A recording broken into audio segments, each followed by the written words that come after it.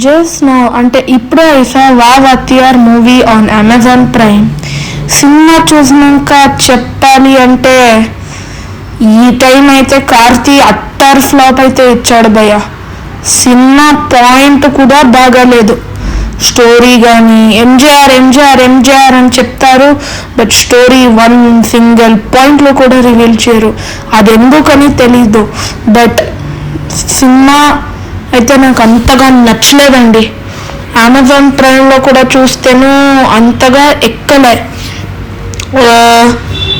Editing అయితే చాలా బాగుంది మూవీది, బట్ కార్తీ గారు యాక్టింగ్ అయితే జీవించారు. బట్ కార్తీ గారు మీరు జపాన్ మూవీలో జపాన్ సినిమా అయితే నాకు ఇష్టమే, బట్ మీ నెక్స్ట్ కంబ్యాక్ కోసం కోరుకుంటున్నానండి. నాకైతే మీరు కంబ్యాక్ ఇవ్వాలి అని చాలా ఆశ ఉంది. సో ప్లీజ్ ఒక మంచి కంటెంట్ అండ్ మంచి హిట్ ఇస్తే మనకి చాలా ఇష్టం ఉంటుంది. సో ఇదే నా రిక్వెస్ట్ అండి.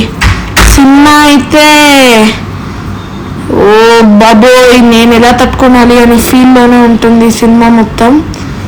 ఒక విచిత్రమైన స్టోరీ అంటే నాకు ఆ స్టోరీ ఎలా టేక్అవే చేశారో, ఎలా పోతుంది సినిమా అని నాకు క్లియర్ కట్గాను అర్థము కాలే. బట్ సంతోష్ నారాయణ గారు అయితే ప్రాణం ఇచ్చేసారు బ్యాక్గ్రౌండ్ స్కోర్లో. నాకైతే బ్యాక్గ్రౌండ్ స్కోర్ అయితే రీసెంట్ టైమ్స్లోనే బెస్ట్ బీజిఎం వినేసా.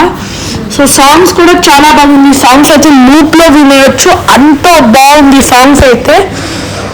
బట్ నాకైతే సాంగ్స్ వచ్చిన పొజిషన్స్ అండ్ కృతి శెట్టికి రోలే లేదు భయ్యా. ఏ నమ్మకంతో ఆ రోల్ కృతి శెట్టికి చెప్పారో, కృతి శెట్టికి రోలే లేదు. పాపం కృతి శెట్టి రోలే లేదు. ప్లీజ్ మీరు నాకైతే మీ నలన్ కుమార్ స్వామి గారిది సూదు కావం మూవీ అయితే చాలా ఫేవరెట్. అదే ఎక్స్పెక్టేషన్తో వావ్ అత్యార్ మూవీకి వెళ్తే వాళ్ళైతే మనకి 60mm రాడ్ అయితే దించి పడేశారు.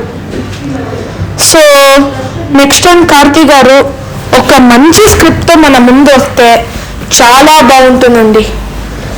ఈ సినిమా అయితే 60mm రాడ్ కింద వర్స్ట్గా ఉంది. సినిమాలో స్టోరీ లేదు, లాజిక్స్ లేవు, తలాలు తుకాలంటూ అస్సలే లేదు సినిమాలో. సినిమా అయితే పోయిందండి.